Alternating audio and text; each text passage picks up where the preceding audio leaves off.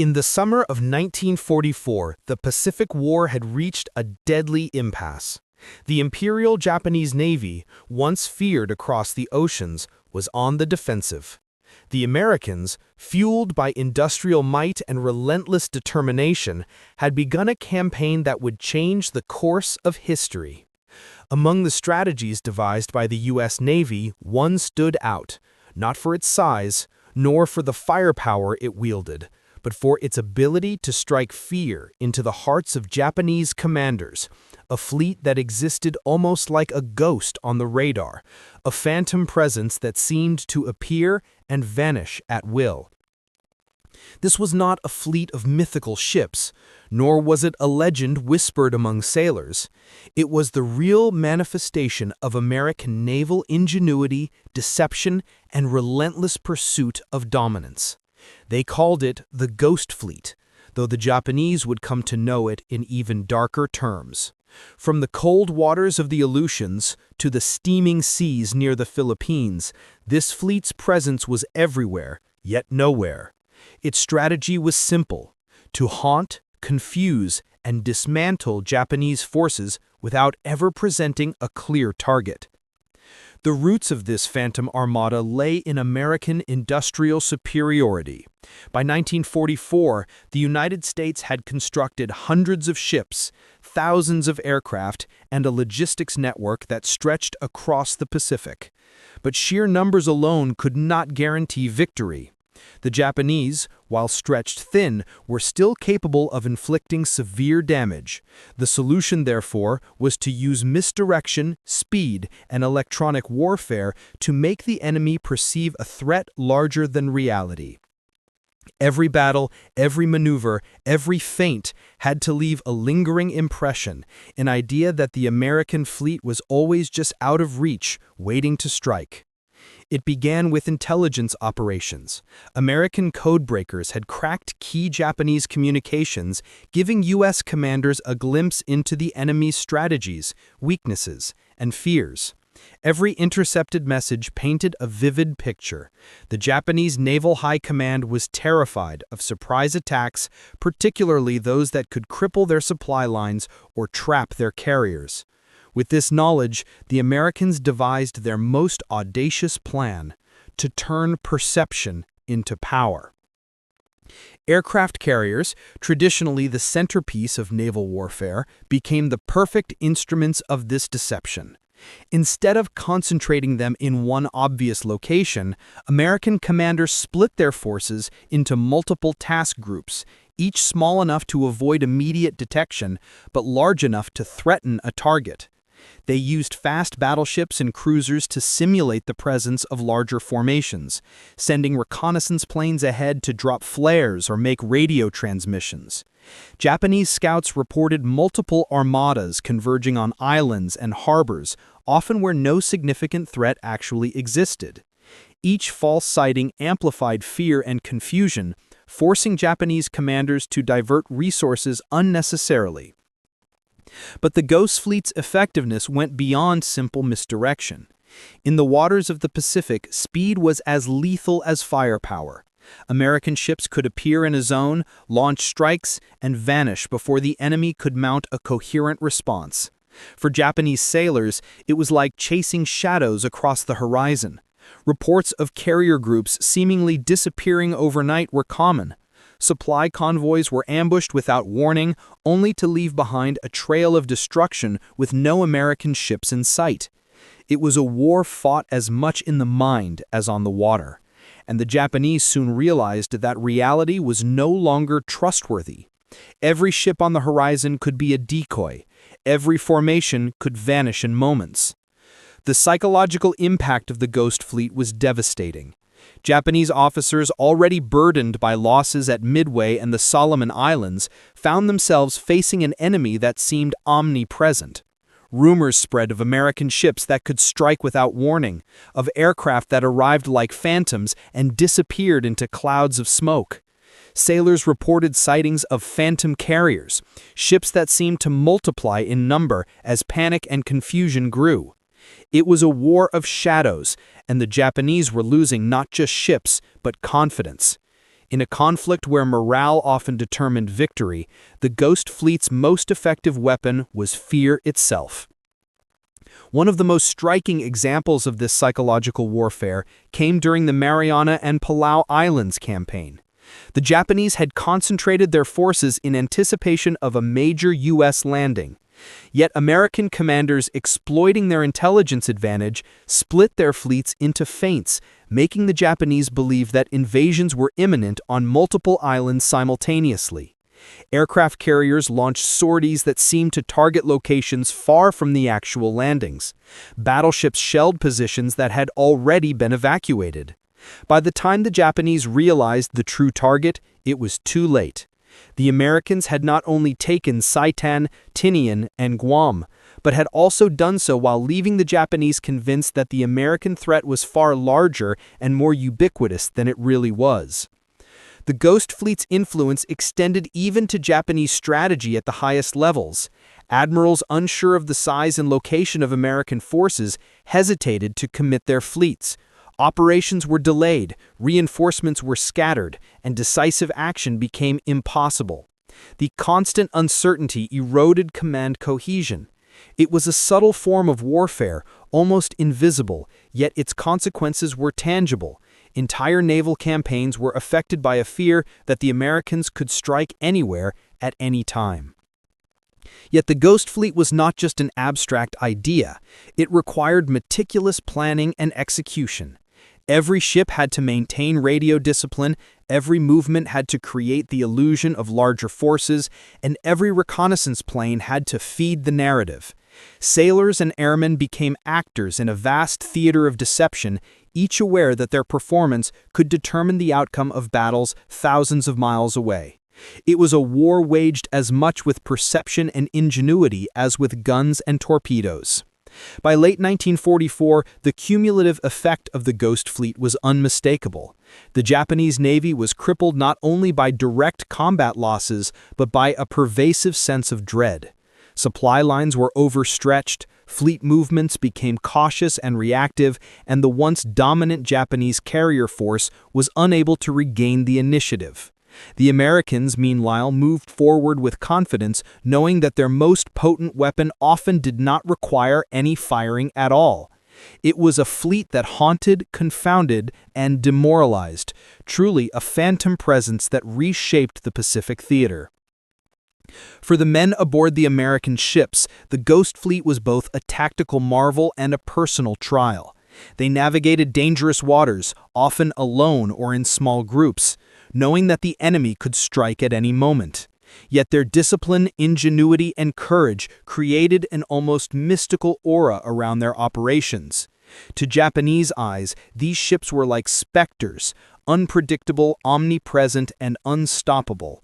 To the Americans, it was a testament to the fusion of industrial might, strategic planning, and human ingenuity, a proof that war was as much about brains as it was about brawn. As the summer of 1944 drew to a close, the Ghost Fleet had achieved what traditional naval battles rarely could. It had turned fear into a weapon, confusion into strategy, and perception into victory. Japanese commanders, facing an enemy that seemed to defy reality itself, began to question the very nature of the war they were fighting.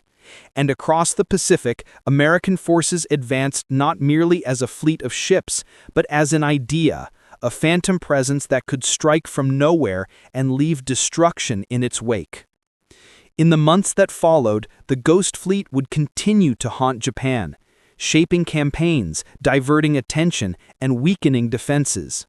Every operation, whether in the Philippines, the Ryukyu Islands, or the waters near Japan itself, bore the invisible signature of this strategy. The legend of America's Phantom Armada grew, whispered among Japanese sailors and officers alike, a constant reminder that sometimes the deadliest weapon is not firepower, but the uncertainty of what might be coming next. By the autumn of 1944, the Pacific was a theater of constant tension. The Americans had seized Saipan, Guam, and Tinian, pushing the Japanese defensive perimeter ever closer to their homeland. But victory was never guaranteed. The Imperial Japanese Navy, though battered, was still a force to be reckoned with, and their fighters and kamikaze pilots remained a deadly threat. The Ghost Fleet, however, had proven that it was more than just a collection of ships. It was a living strategy, capable of turning fear into a weapon and uncertainty into advantage. The strategy of deception became increasingly sophisticated. The Americans understood that Japan's greatest vulnerability lay not just in the size of its navy, but in the psychological strain of an omnipresent enemy. Aircraft carriers, the backbone of the U.S. Pacific Campaign, were no longer deployed solely for firepower. They became instruments of illusion. Fleet movements were carefully choreographed to simulate larger forces. Reconnaissance planes were launched not only to scout targets, but to be seen, creating phantom formations on the horizon. Japanese radar operators, already struggling with limited technology and stretched defenses, reported phantom fleets where none existed. One of the most critical theaters of this operation was the Philippines. General Douglas MacArthur had begun his ambitious campaign to liberate the islands. But success required not just ground forces, but naval dominance and air superiority. Japanese defenders were dug in, prepared to resist fiercely. Yet the Ghost Fleet had a way of reshaping reality. Using decoy operations, small U.S. task forces appeared to threaten multiple landing sites simultaneously. Bombers were dispatched to distant islands, and even minor naval movements were magnified through deliberate radio traffic and false sightings. The Japanese could not predict the true point of attack. Every possible location seemed threatened, and their commanders hesitated, uncertain where to commit forces. The first major engagement that demonstrated the full power of the Ghost Fleet in the Philippines was the Battle of Leyte Gulf. Although a traditional naval battle on the surface, it was also a masterclass in deception. The Americans divided their forces to draw Japanese attention, leaving smaller task groups to simulate full-scale armadas. Japanese radar operators reported multiple carrier groups converging, each appearing to be more massive than reality. Japanese admirals, desperate to defend the Philippines, fell into the trap. Their forces were scattered, their plans confused. In the end, the Americans secured a decisive victory, sinking battleships and carriers while sustaining minimal losses. Yet the most significant damage was not in tonnage, it was in morale. The Ghost Fleet had left the Japanese struggling to distinguish reality from illusion, unsure which threats were real and which were phantoms. The psychological toll on Japanese sailors and commanders cannot be overstated. Reports from survivors describe an almost surreal experience, ships appearing on the horizon like ghosts, planes striking and vanishing as if into thin air. Supply convoys were ambushed without warning, airstrips were bombed moments after being reinforced. The sense of omnipresence created by the American forces led to hesitation at critical moments. Japanese admirals delayed attacks, overestimated enemy strength, and in some cases refused to engage at all. A fleet that could not be located could not be fought. A terrifying reality that left the Japanese vulnerable. Beyond Leyte Gulf, the Ghost Fleet continued to innovate. In the South China Sea, small but fast-moving task forces simulated major invasions to lure Japanese ships away from vital positions. Aircraft carriers were often reinforced with dummy decks and painted hulls to exaggerate size, while destroyers and cruisers moved in patterns that suggested a concentration of force far greater than existed. Every movement was calculated to induce fear and uncertainty.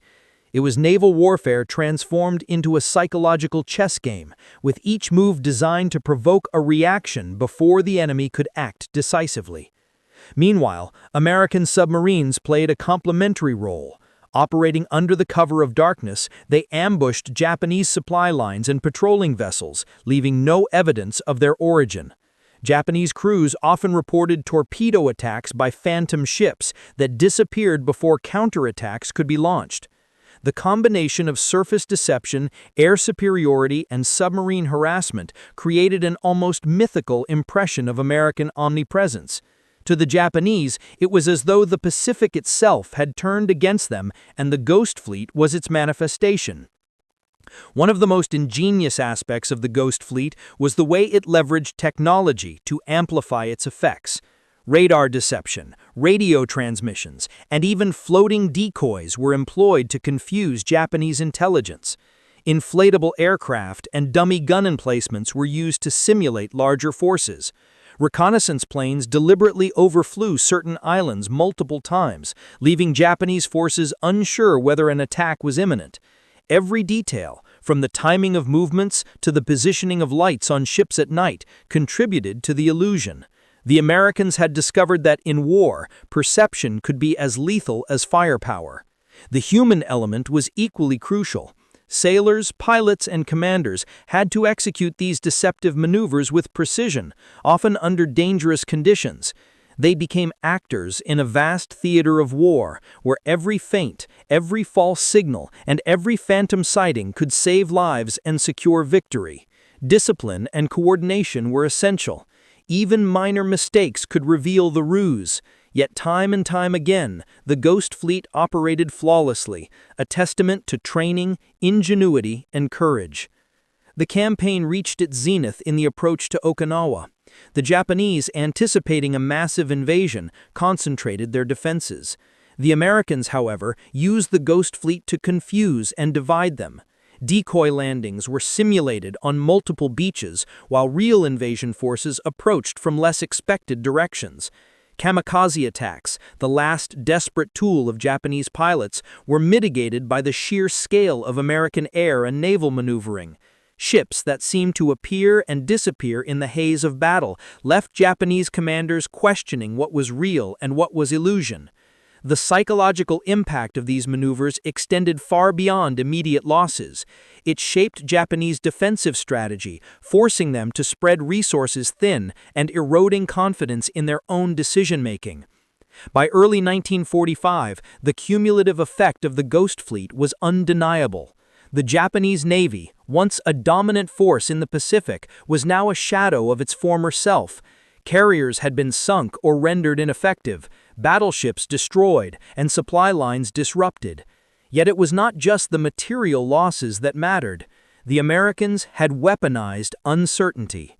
Fear, hesitation, and confusion became strategic tools.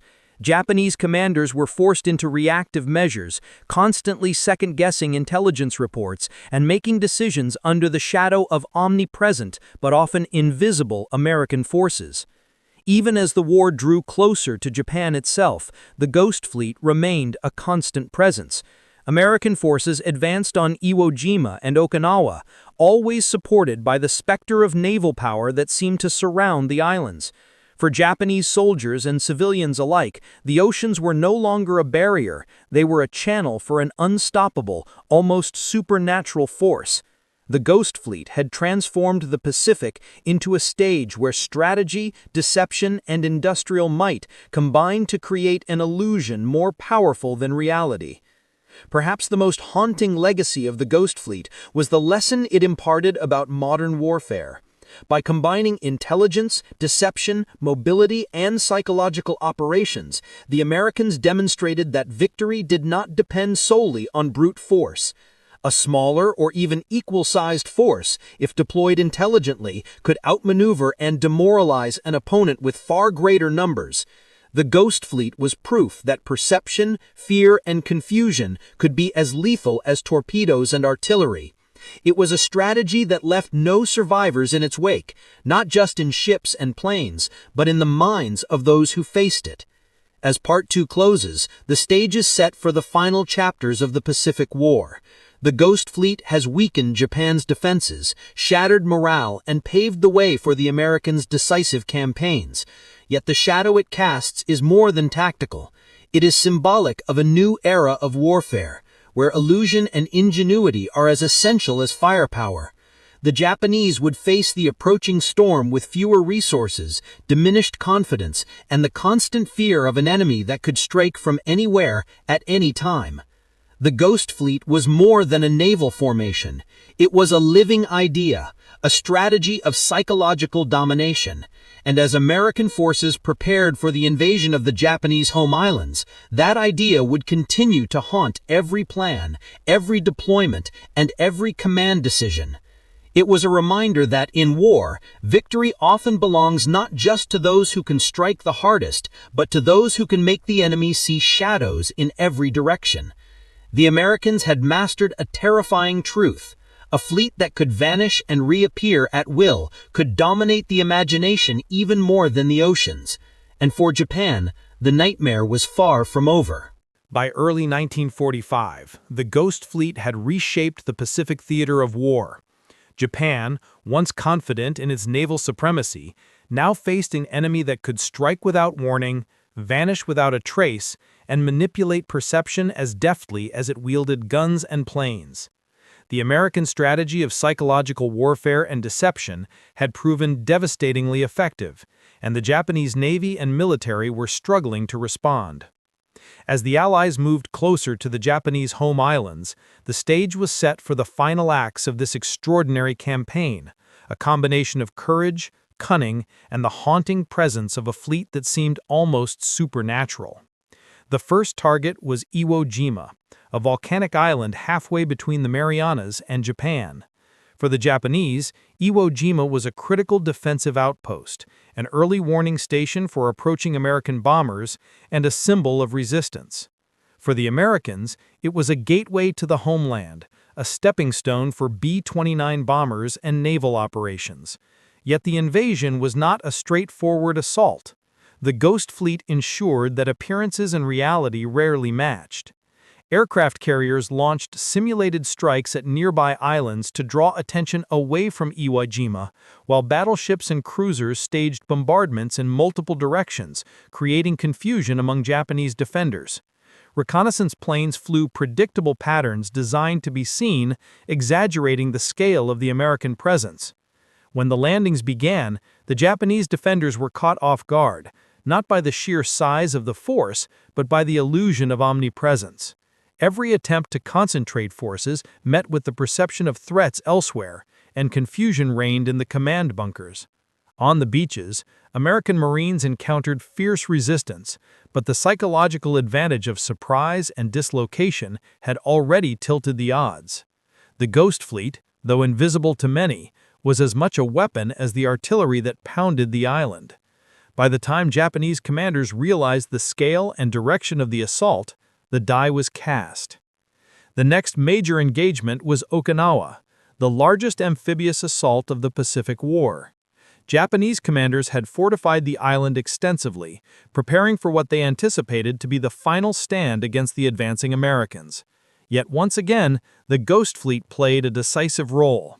Carrier groups, battleships, and destroyers created phantom concentrations of power along multiple coasts. Feint landings were simulated with smoke, flares, and dummy craft.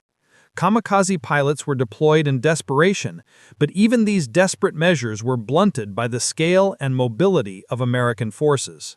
For the Japanese military, the psychological impact of the Ghost Fleet reached its zenith during Okinawa. Every radar blip could be a decoy. Every distant explosion could signify a full-scale landing somewhere else. Commanders hesitated, made errors in judgment, and often dispersed their forces in anticipation of attacks that never came. The Americans understood that warfare had evolved. Victory now required manipulating perception, creating fear, and controlling the enemy's imagination. By the end of the Okinawa campaign, the Japanese Navy had suffered irreplaceable losses. Ships were sunk or damaged beyond repair, pilots were decimated, and the homeland's defenses were stretched to breaking point. Beyond the battlefield, the Ghost Fleet's shadow extended to Japan's strategic planning. High-ranking officials, including those in Tokyo, were forced to consider a constant, invisible threat. The Pacific became a maze of uncertainty, where no harbor was truly safe, no approach unguarded, and no supply route reliable. Every operation had to account for an enemy that could strike from nowhere. It was a terrifying reality. Japan's defenses were collapsing not only under bombs and bullets, but under the weight of perception itself. Meanwhile, the United States continued to innovate in naval warfare. radar-equipped ships detected Japanese movements, while aircraft coordinated with task forces to simulate overwhelming numbers. Decoy carriers, inflatable planes, and fake gun emplacements created phantom formations that drew Japanese fire and attention. Even when small American units engaged in direct combat, the Japanese often overestimated their strength, further amplifying the psychological advantage. By turning deception into a tactical weapon, the Ghost Fleet ensured that Japan's final defenses were undermined before physical engagements even began. As the Allies prepared for the potential invasion of the Japanese home islands, Operation Downfall, the Ghost Fleet had already accomplished what brute force alone could not. It had sapped Japanese morale, weakened command cohesion, and created an environment where fear dictated decisions. Ships, planes, and soldiers became more than instruments of war. They became extensions of strategy, acting as signals and illusions to manipulate the enemy. It was a war fought as much in the mind as on the battlefield, and the Americans had mastered both arenas. One of the remarkable aspects of the Ghost Fleet was its ability to maintain this effectiveness over time. Operating thousands of miles from home, American sailors, piirmen, and officers coordinated complex maneuvers with precision. Supply lines were managed efficiently, intelligence was integrated seamlessly, and deception operations were synchronized with land, sea, and air campaigns. Every feint, every false report, every maneuver was part of a carefully crafted orchestration designed to dominate both reality and perception.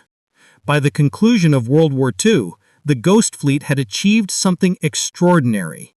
It had demonstrated that psychological warfare, coupled with technological and industrial superiority, could shape the course of battles, campaigns, and even entire wars. Its legacy lives on in military doctrine, intelligence strategy, and the understanding that the perception of power can be as effective as power itself. For Japan, the haunting of the Ghost Fleet was complete, a relentless, omnipresent, and invisible force that had dominated the Pacific and sealed the fate of the empire. And so, the Phantom Armada of America's imagination and ingenuity passed into history. Ships that appeared and vanished, aircraft that struck without warning, and strategies designed to confuse, manipulate, and terrify. The Ghost Fleet had rewritten the rules of naval warfare. It was a fleet that haunted not just the seas, but the mind, leaving an enduring lesson. In war, fear, deception, and perception can be as deadly as any shell, torpedo, or bomb.